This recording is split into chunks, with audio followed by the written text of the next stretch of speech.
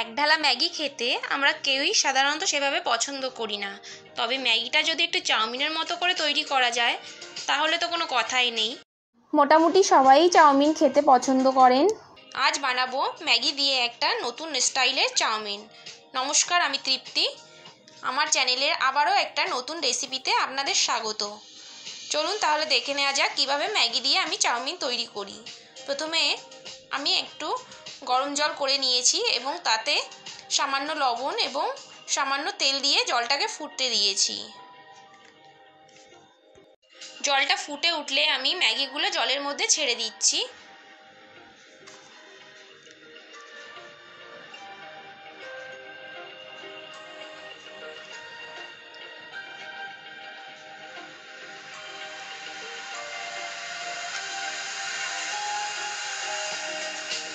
এবার একটু উল্টে পাল্টে নিচ্ছি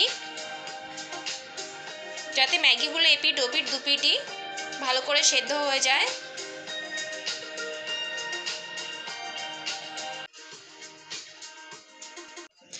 দেখুন ম্যাগিগুলো আমার সেদ্ধ হয়ে গেছে। এবার আমি নামিয়ে একটা চালনিতে ম্যাগিগুলো ঢেলে নিলাম। এবার ঠান্ডা জল দিয়ে ম্যাগিগুলো ধুয়ে নিচ্ছি যাতে ম্যাগিগুলো একে অপরের সাথে চিপকে না যায়।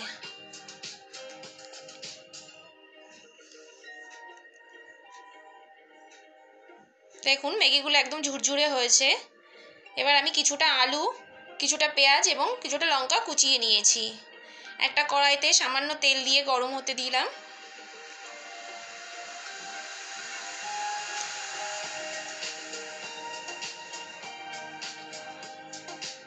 তেল গরম হয়ে গেলে পেঁয়াজ কুচিগুলো ছেড়ে দিচ্ছি।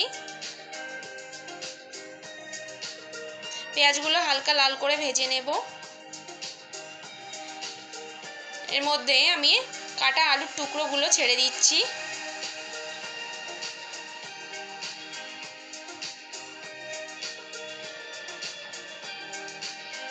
সামান্য হলুদ দিলাম, সামান্য লবণ দিলাম। ভালোভাবে নাড়িয়ে নিচ্ছি। আলু আর পেঁয়াজটা হালকা ভেজে নিতে হবে।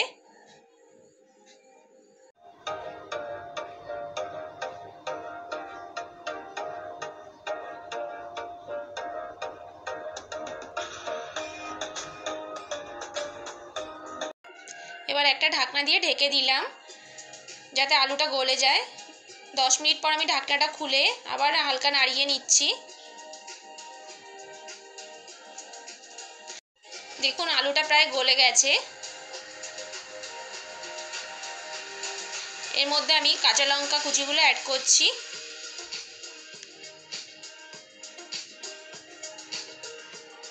ভালোভাবে লঙ্কা, আলু এবং পেঁয়াজটা মিশিয়ে নিচ্ছি।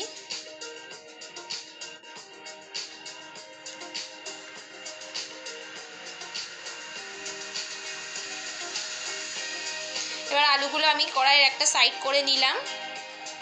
এর মধ্যে সামান্য তেল দিলাম। তেল গরম হয়ে গেলে এর মধ্যে আমি দুটো কাঁচা ডিম ফাটিয়ে ছেড়ে দিলাম।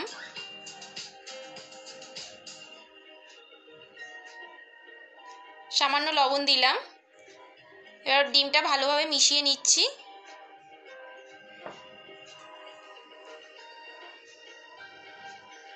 সমস্ত উপকরণগুলো আমি ভালোভাবে মিশিয়ে নিচ্ছি।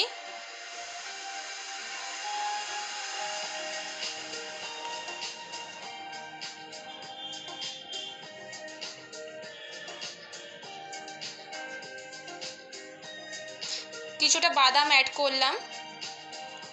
বাদাম দিলে চাউমিনের টেস্টটা আরো ভালো হয়। এবার ভাজাগুলো কড়াইয়ের একটা সাইড করে নিলাম।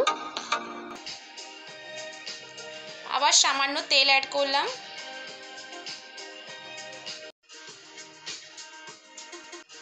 এর মধ্যে 2 চামচ ম্যাগি মশলা আমি অ্যাড করলাম।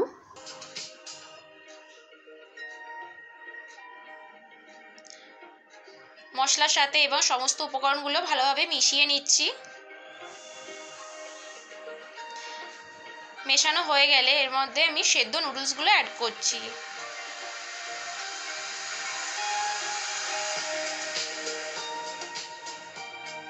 খুব ভালোভাবে মিশিয়ে নিতে হবে সমস্ত উপকরণগুলো।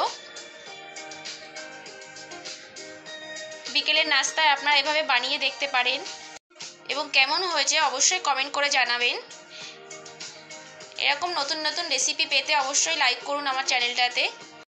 আমার নুডলসটা রেডি, আমি একটা প্লেটে এবার সার্ভ করে দেব।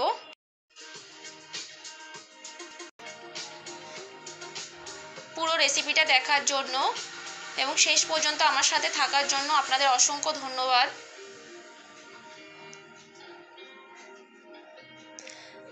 রেসিপিটা পছন্দ হলে অবশ্যই একটা লাইক দেবেন। আজকের ভিডিওটা এখানেই শেষ করছি। নমস্কার।